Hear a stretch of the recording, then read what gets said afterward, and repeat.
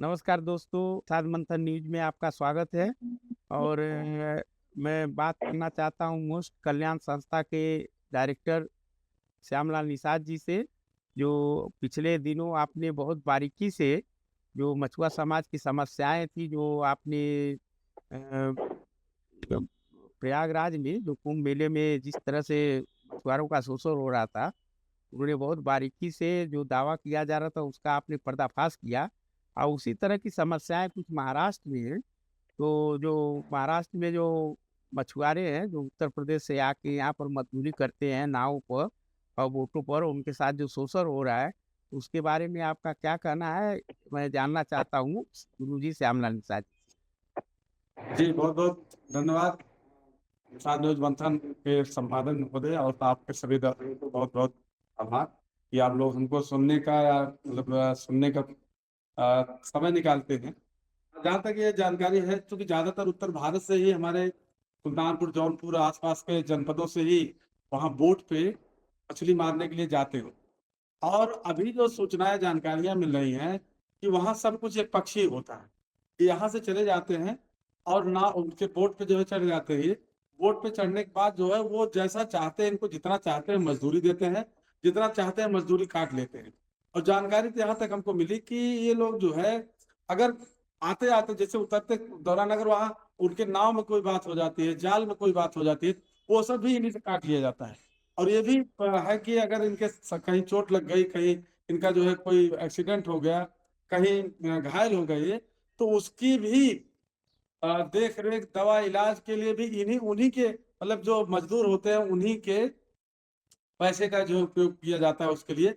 और अगर अंग भंग हो गया तो उनको उन्हीं के पैसे से, भाड़ा किराए से जो है उनको भेज दिया जाता है घर। मतलब सुरक्षा की कोई जो है जिम्मेदारी या सुरक्षा जैसी कोई बात है ही नहीं। और अभी हमने अध्ययन किया इस पे, जब मतलब लोगों ने बताया, गांव के लोगों ने, हमारे तमाम नात रिश्तेदारों ने बताया कि इस पे मोस्ट कल्याण संस्थान को बोलना चाहिए, इस पे आवाज उठाना चाहिए, महाराष्ट्र सरकार से इस पे जो करना चाहिए या इनका यूनियन बनाना चाहिए। तो हमने सोचा कि देखें इस पे अभी तक क्या है। तो मैंने जब अभी तक अध्ययन किया तो अंतर्राष्ट्रीय जो है इसका श्रम का इस पे है, ILO, उसके तहत जो है उसका ये कहना है कि दुनिया का आज की डेट में सबसे खतरनाक काम है ये, मछली मारना समुद्रों में। और इसके लिए यहाँ इंडिया में 1,60,00,000 इसमें मछुआरे इस काम में लगे हुए हैं। लेकिन वो श्रम कानून से, जो श्रम कानून बना हुआ है उसके दायरे से बाहर है, मतलब वो श्रम कानून के दायरे में नहीं आते। तो इसका फायदा उठा करके जो मछली का कारोबार करते हैं, आप कह सकते हैं बोट के जो मालिक हैं या और जो बिचौलिए हैं, उसका लाभ उठाते हैं। क्योंकि ये किसी दायरे, कानूनी दायरे में कहीं से आते नहीं है, इनका जैसे मर्जी वैसे शोषण किया जा रहा है। और अभी और हमने जब देखा कि इंटरनेशनल स्तर पे इस पे है कि कन्वेंशन 188, जो समुद्र में मछुआरों की सुरक्षा, संरक्षण, उनके शोषण से मुक्ति के लिए ही विशेष रूप से काम करता है। किया गया है ये जो है नियम जो है बनाया गया है। लेकिन दुर्भाग्य की बात है कि भारत सरकार जो है अभी उस पे जो है सहमति नहीं दर्ज की है, या भारत सरकार उससे एग्री नहीं हुई है। अगर भारत सरकार उससे सहमत हो जाती तो ऑटोमेटिक इनको जो है इंटरनेशनल स्तर पे जो सुविधाएं इस तरह से जो मानक है उसका मानक का लाभ मिलता। तो ये सब चीजें वैसे भाई इस तरह से अगर देखा जाए तो जितने भी शोषण और उसके हैं तो उसमें कहीं ना कहीं से हमारे ही लोग, ज्यादातर OBC, SC, माइनॉरिटी मोस्ट के लोग ही ज्यादातर कहीं ना कहीं उसके शिकार हो रहे हैं।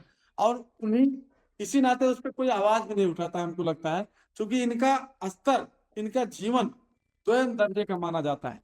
कि दोयम दर्जे का, चाहे आप सरकारों को भी देख लीजिए आप, कभी कभी ऐसी स्थिति बनती है कि अगर कोई और एक्सीडेंट होता है, कहीं कुछ होता है, तो उसके लिए करोड़ों रुपया मुआवजा मिलता है। लेकिन अगर कहीं इस तरह से जो पिछड़ी जाति, आज पिछड़ी, इनके साथ अगर कुछ होता है तो 10-5 लाख रुपए की बात होती है, कभी कभी तो कुछ ही नहीं होता है। इस तरह की सिचुएशन है। जी, तो गुरु जी अभी आपने बताया था कि इनके साथ कोई सुरक्षा नहीं है। इनकी जो सामाजिक सुरक्षा है उसको ताक पर रख दिया गया है। और जो श्रम कानून है, श्रम कानून का एकदम पालन नहीं हो रहा है। जो श्रम कानून में जो उनको सुरक्षा दी जाती है ESIC और PF का, ESIC मतलब बीमार पड़ने पर उनको एक ESIC का हॉस्पिटल होता है जो सरकार चलाती है।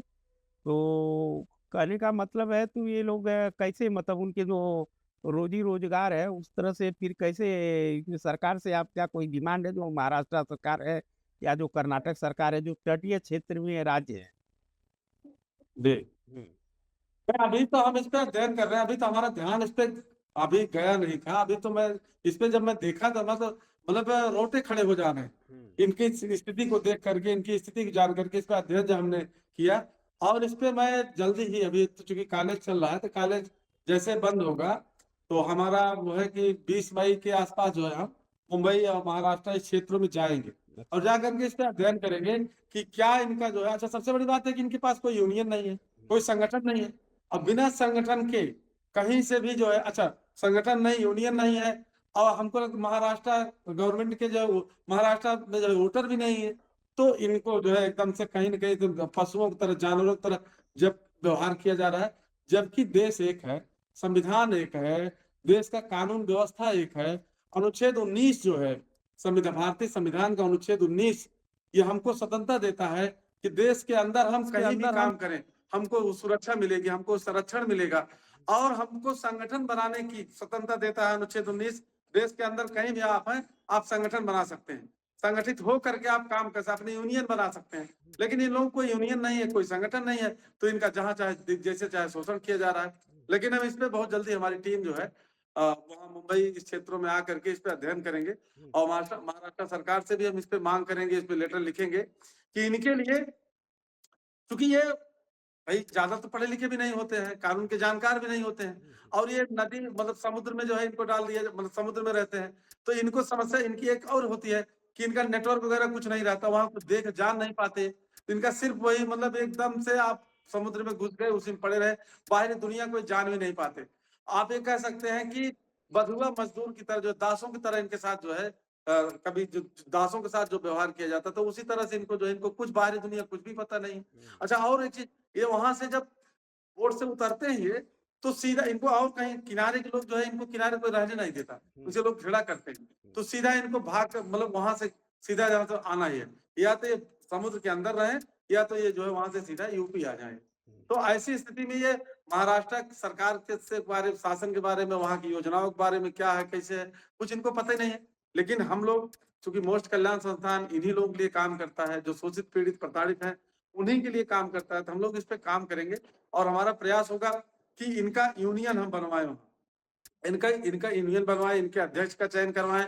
और अगर कोई भी इनके साथ ट्रेजेडी होती है, कोई इनके साथ जो है तो अनुबंध करके जाएं, मतलब इनका एक अनुबंध हो, इनका एक वो हो कि हमको क्या मिलेगा, कितना मिलेगा, और किस कंडीशन में हमको कितना जो है, क्या जो है करना पड़ेगा, कैसे हमारा जो है काम होगा, कैसे हमारी जो है सेवा सुरक्षा की गारंटी हमारी होगी। इस तरह से हम प्रयास करेंगे। और अगर ये भी है, अगर वहां हम नहीं कर पाते, मान लीजिए वहां दबाव में, सुनने में आता है कि लोग वहां बहुत दबाव में रहते हैं, तो वहां हम जा करके अध्ययन करके, जानकारी करके, फिर हम यहाँ आ करके अपने यूपी में हम इन लोगों को इकट्ठा करेंगे, यूपी में बैठ करके हम इस पे करेंगे। और हम लोग इस पे निश्चित रूप से, क्योंकि मुझे मालूम है कि संगठन, लोकतंत्र में बिना संगठन के आपके पास जो है कुछ मिलने वाला, आपको कोई भी जो है हक अधिकार मिलने वाला नहीं है।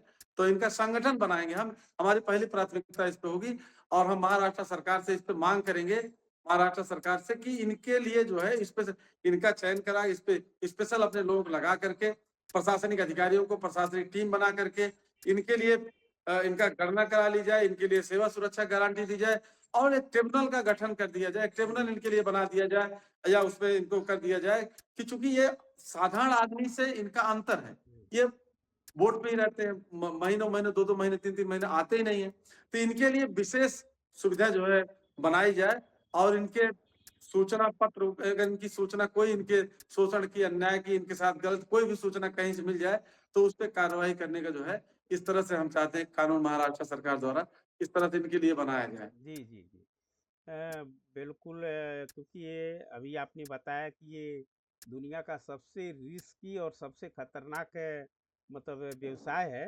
ये काफ़ी अपने जान को हथेली पर रख के और पूरी दुनिया से कट के ये अपना मतलब मछली मारने का काम करते हैं। तो अंतर्राष्ट्रीय श्रम के अनुसार, जो अंतर्राष्ट्रीय नियम है, उनके अनुसार उनका अधिकार मिलना चाहिए, उनका पालन होना चाहिए।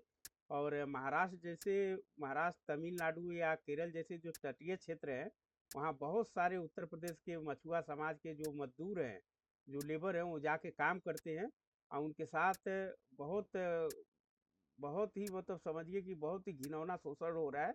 उनको अधिकार मिलना चाहिए, इसके लिए मोस्ट कल्याण संस्था कार्य कर रही है और आगे आपका प्लान भी है मुंबई जैसे शहर में विजिट करने के लिए, और मछुआरों का जो दुख दर्द और उनकी दशा क्या है, उनका शोषण किस तरह हो रहा है, उसका निवारण कैसे हो, उस पर आप काम करने वाले हैं। और ये थे हमारे श्याम लाल निषाद जी, मोस्ट के डायरेक्टर थे। और बहुत बहुत धन्यवाद श्याम लाल बहुत निषाद जी।